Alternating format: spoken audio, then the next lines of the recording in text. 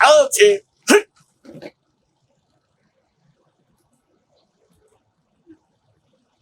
Order. And salute.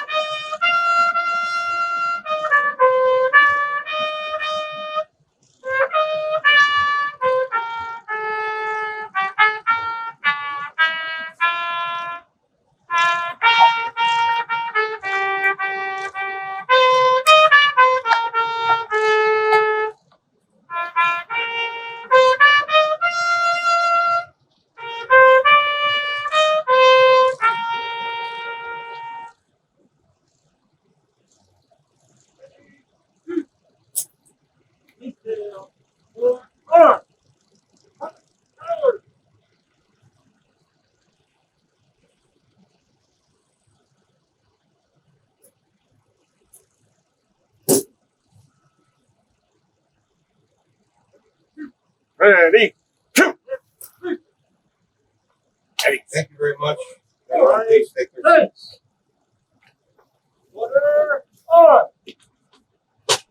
Morning, everyone, and thank you for attending today's commemoration ceremony of the tragic events that took place 37 years ago today. In August of 1982, then President Ronald Reagan made the fateful decision to commit American forces in a multinational peacekeeping mission to send our forces to Lebanon, hopefully provide some calm for the warring factions that were decimating the country. The mission was initially successful, but unfortunately, as we were going to find out tragically later, the Marines became a set of peacekeepers. They became the targets of a terrorist attack. 6:22 a.m. on October 23, 1983, a terrorist bomber crashed through the barriers that were in front of our Marine Corps barracks in Beirut, Lebanon, and the explosion wound up killing eventually 241 people, of which 220 were Marines, 18 were sailors, and 3 were soldiers. It was the single worst day of loss of life for the Marine Corps since the Battle of Iwo Jima in February-March of 1945. The equivalent of 6 tons of explosives was later determined by an FBI laboratory that came out to investigate. They said it was the largest conventional explosion ever recorded. Even if that truck had exploded perhaps hundreds of yards away from the barracks, it most likely would have taken down the building. Tragically, also was one of the New Jersey's sailors, Chief Gorshinsky. Michael Gorshinsky was on board the barracks at that time, helping the Marines with their radars. He missed the chopper going back to the ship that evening and wound up staying there. A decision that tragically cost him his life. And Ryan Szymanski, our curator, will be speaking about his role on the ship and Battleship New Jersey's role in the Lebanon War later on in this presentation.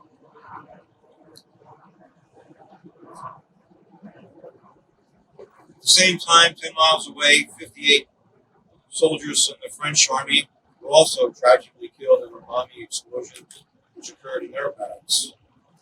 So it was obviously a day that terrorists, which later were identified as Hezbollah, were targeting our forces in what was supposed to be a peacekeeping mission.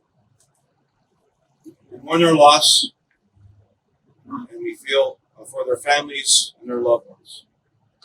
This time I would like to introduce the detachment commandants from Marine Corps Detachment 1775 from Oakland, New Jersey, Bobby Ann Swain, who will speak to you about some of the other events that took place on that particular tragic day.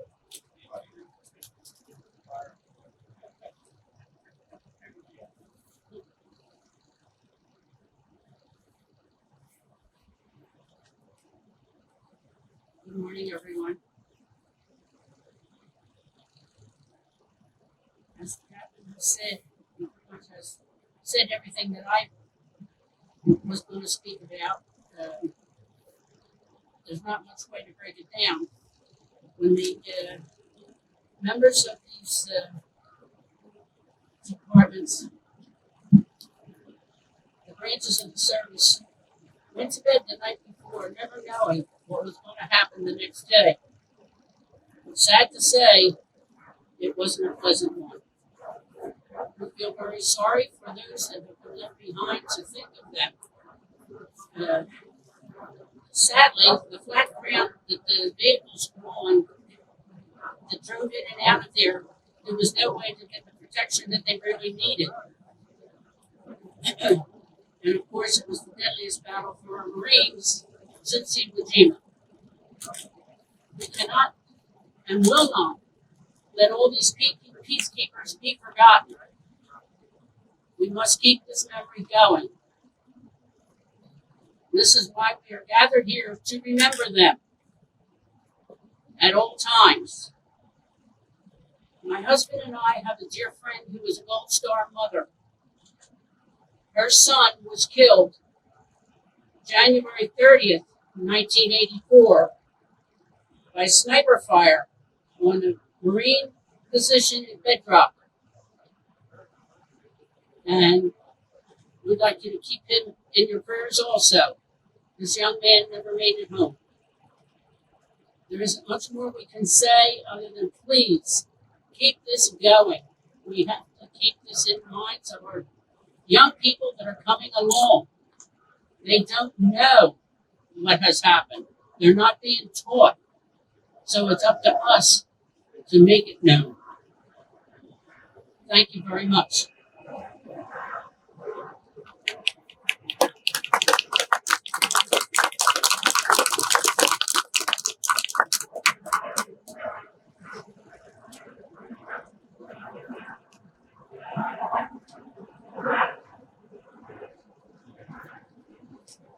Thank you, Bobby Ann. She spent 3 years on active duty in the Marine Corps Supply Corps and has 2 grandsons.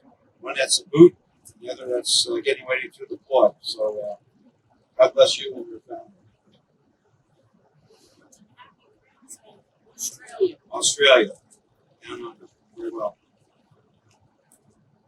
This time, it gives me great pleasure to introduce to you our curator, Ryan Sosmansky, who will speak to you about Chief Korzynski and the Battleship New Jersey's role in the Lebanon campaign. Ryan?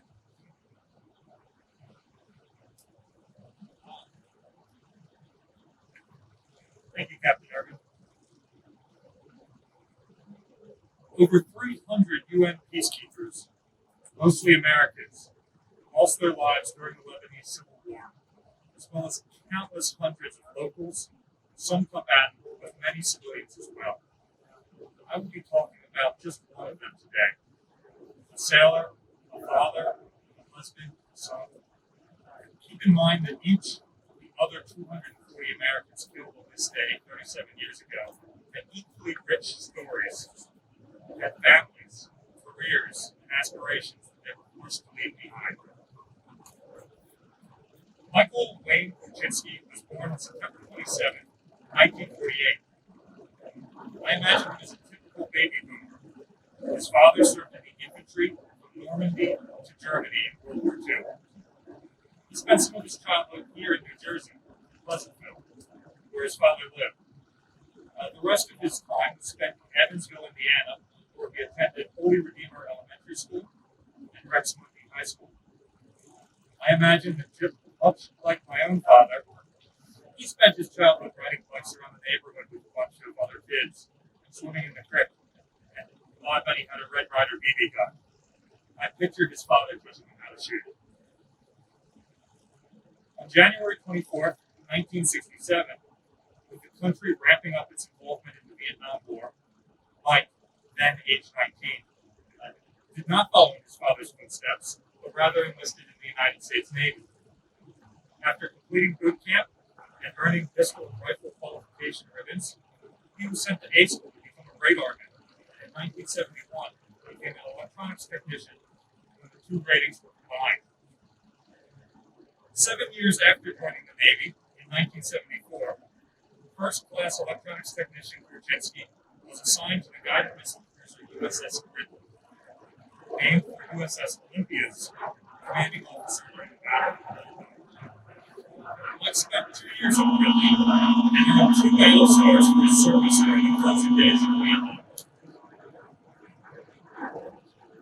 Much like the great battleship admiral and Olympic marksman Willis Lee, Chief Kurczynski was a truly gifted rifleman. Mike was a member of the U.S. Navy shooting team, as it was known then, from 1973 until his death in 1983. He earned the Expert Marksman Trophy, Distinguished Marksman Badge, Silver Fleet Rifleman Excellence in Competition Badge, Admiral Arleigh Burke Trophy, and Canadian Cup. And he was the 1979 National Long Range Rifle Champion at Camp Perry, Ohio. It is believed he is the only Navy team shooter to ever be lost in the line of duty. In his honor, an award was created in his name and has been awarded since 2010 to recognize the grand aggregate winner of all Navy rifle and pistol championships. In 1981, the Reagan administration announced that they were bringing back New Jersey after a 13-year slumber, and they called for volunteers to join her crew. 4 times as many sailors volunteered as were needed, but Chief Electronics Technician Michael Kurczynski was selected to head the ETs of the Operations Department alongside Commander, later Captain, David Shue. As part of the ship's pre-commissioning unit, he worked on the ship while she was still in the yard, crafting state-of-the-art modern radar systems to the old but still unequaled battleship. This sort of thing had never been done before, and Mike's work on New Jersey would be copied on the other 3 Iowas as they came online over the next half-decade. Mike completed his work, and Battleship New Jersey was recommissioned ahead of schedule. It originally operated the Pacific Fleet, first in the Far East, then off the coast of South America, as the U.S. Navy rushed the world's only commissioned battleship from one hotspot to another. She was due to return to her home port of Long Beach, California, when, on August 29th, 2 U.S. peacekeepers in Lebanon, on the other side of the world, were killed, and daily mortar attacks began on the Marines stationed there. The 6th Fleet began providing naval gunfire support, and the Reagan administration decided a battleship could act as a potent deterrent to further aggression in the region. New Jersey arrived off the coast on September 25th, 1983, and a ceasefire was immediately called. She cruised peacefully off the coast of Beirut for another month before the Marines called for her help. It wasn't in the form of fire support, though. They had sophisticated radars mounted on the roof of their barracks that could backtrack mortar and artillery rounds to triangulate their point of origin. Colonel Garrity, CO of the Marine Barracks, radioed to the ship that they were having a problem with this equipment, and they lacked 2 pieces of test equipment to complete the repairs. USS New Jersey had the needed equipment. Captain Shue recalls, it was Chief Ski's gear. He knew how to operate it, and it wasn't going anywhere without him. He knew that he could provide this service to the Marines. Chief Kurczynski had arrived at the Marine Barracks on the morning of 22 October and worked all day and late into the afternoon, closing to miss the last helo back to the ship. At approximately 0622 hours on Sunday, 23 October 1983, the Battalion Landing Team Headquarters building in the Marine Amphibious Unit compound of Beirut International Airport was destroyed first bomb. It is believed that when the truck bomb exploded, Chief Brzezinski was killed instantly. He had just turned 35 years old and had served on active duty for 16 years and 9 months. He left behind a wife, Judy, who donated this painting, and their 3 children. Christina Joanne, 6 years old at the time, Kevin Michael, 3 years old, and Valerie Marie, just 10 months old, who had been born just shortly before her father's sale. His body was eventually recovered from the rubble, repatriated, and interred at Fort Rosecrans National Cemetery in San Diego, California. The battleship, like the Marines on the ground, was chafing under the restricted rules of engagement. The peacekeepers were not allowed to keep rounds in the chambers of their rifles, and so the skills of one of the best marksmen in the world was wasted. The battleship was not allowed to shell enemy locations. Still, the ship's crew found other ways to help. Medical personnel, sailors, and Marines from the ship's company volunteered to go ashore and help dig through the rubble for days, rescuing some, but mostly just recovering bodies. I've had the honor to talk to some of the ship's crew who helped in the recovery effort, and to paraphrase their experiences, they were aware that one of their own was missing, horrified and disgusted by what they saw while ashore. More than one told me that they destroyed their uniforms when they returned to the ship. The crew was able to get some small release of their pent-up frustration and revenge when on December 14, 1983, after 3 months offshore, the ship was allowed to fire 11 16-inch projectiles inland at Syrian anti-aircraft batteries, harassing our aircraft. This was the first time New Jersey, or any other battleship for that matter, had fired in anger since 1969. Then, on February 8, 1984, the gloves finally came off. Over the course of 9 hours, 288 tons of projectiles, 40% of the 16-inch projectiles in the entire European theater of operations, were fired into Syrian, Druze, and Shiite positions in the hills overlooking Beirut. Had the power not been 40 years old, the bombardment may have been even more effective. The command posts of the general commanding Syrian forces in Lebanon, among many other targets, were utterly obliterated. The ship, the Marines ashore, and other peacekeepers were finally withdrawn shortly thereafter. Chief Michael Brzezinski, was representative of the 300 peacekeepers who lost their lives, and the pain we feel of his passing is mirrored in the hearts of hundreds of families who lost loved ones with stories as intimate as his. They came in peace.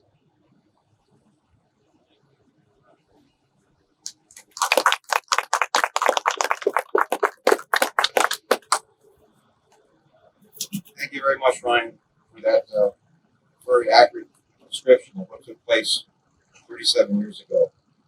We remember Chief Brzezinski, and we certainly remember all the others who lost their lives as peacekeepers in Lebanon during that particular campaign. Today, we're very fortunate to have with us Marines from Marine Air Group 49, stationed at Joint Base McGuire. We're going to have a brief presentation, so I would ask everybody to please stand for that. Following that, we'll have a gun salute, and following that, we'll have taps. So please remain standing for all 3 events. Thank you.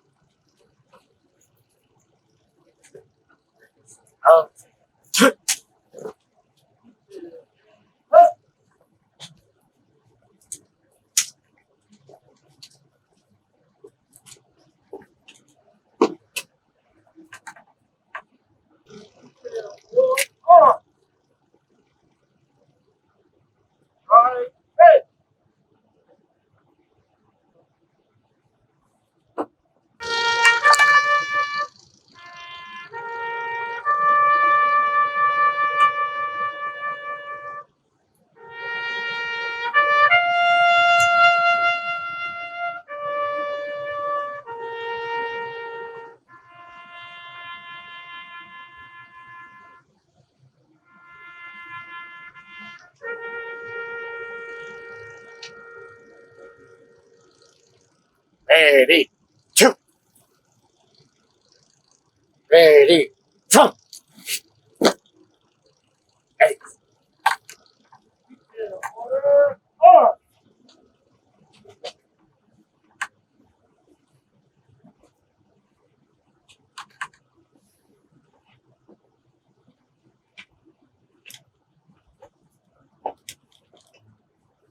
Thank you. Please be seated. Hey. I'd also like to recognize the rifle detachment from Mardek 1775, also from Oakland, New Jersey. Thank you, gentlemen. We are now.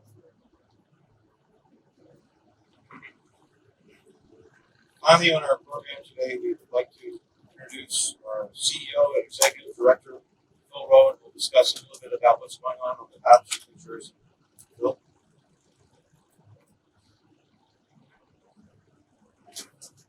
Good morning. As Beth said, my name is Phil Rowan, CEO of the Battleship Museum and Memorial. Just want to mention a few things that are happening at the ship. Certainly recognizing Chief Brzezinski is the most important thing we do today. Every year, as long as we're still here. A couple things that we're doing here at the Battleship. Yesterday, we were able to get the flying search radar at the top of the ship to rotate for the first time since 1991. So look for that in the future of the museum. We think that having the wide search radar rotating brings the ship alive. Another item that we were told is not possible to do, and volunteers and staff has made it possible. We are continuing to restore the ship's deck, so if you have a few minutes before you leave, please head aft to the port side. See what our staff is going to restore this deck. It's 43,000 square feet of deck, so it's going to take us a while to get it all done. 2 minutes of place on all these historic decks.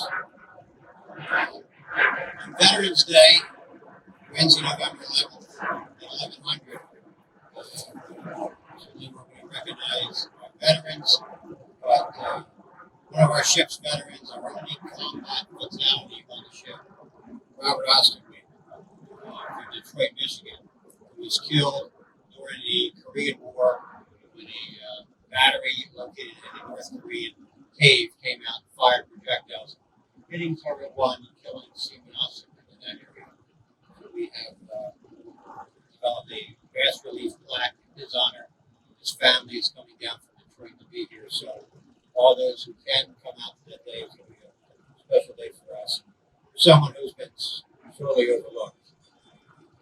Obviously, following that is Pearl Harbor Day, Monday, December 7th, something that's always recognized here at the Battleship, and so we will be holding those ceremonies to honor the military men and civilians who died on December 7th, 1941.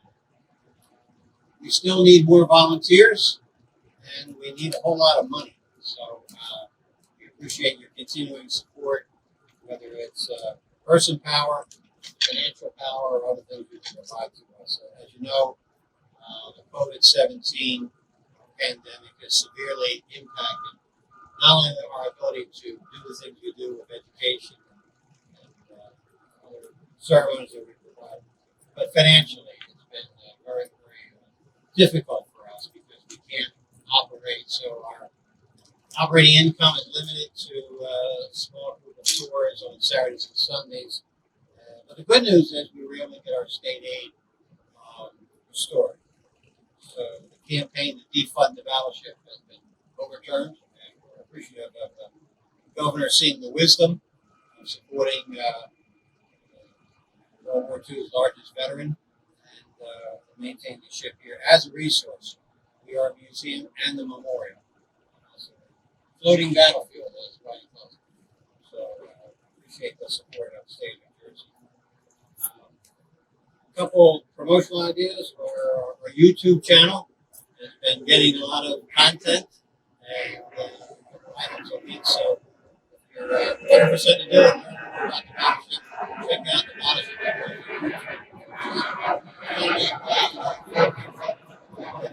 That's the guy on YouTube.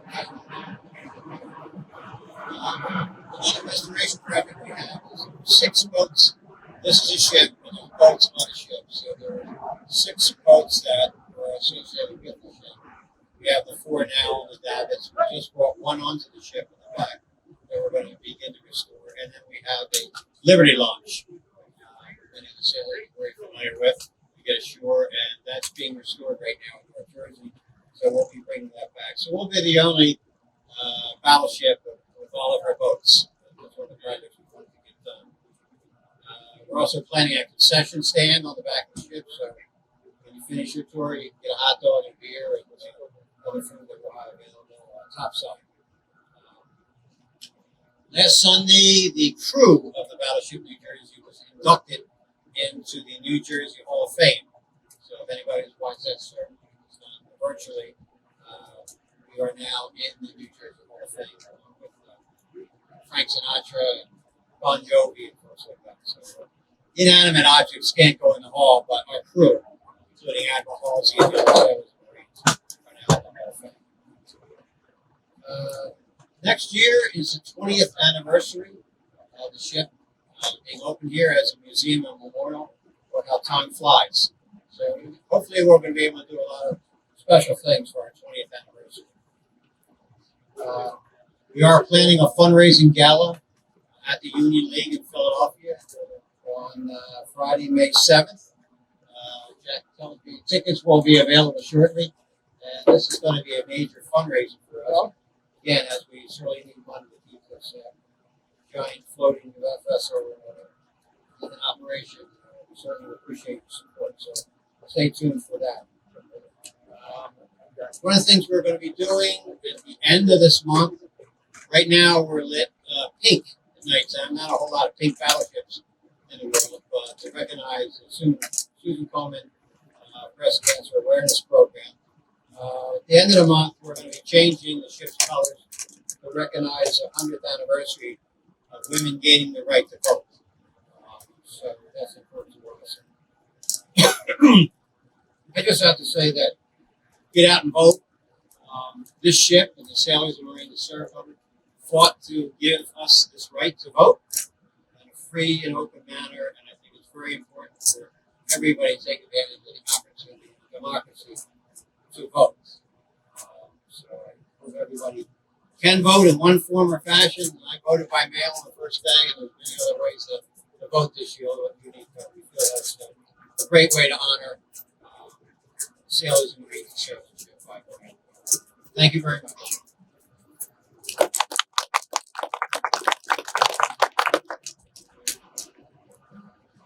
Thank you, Phil. And we'd like to thank everyone who came today to attend and participate in our memorial ceremony. This concludes today's event. I'd like to thank you all again.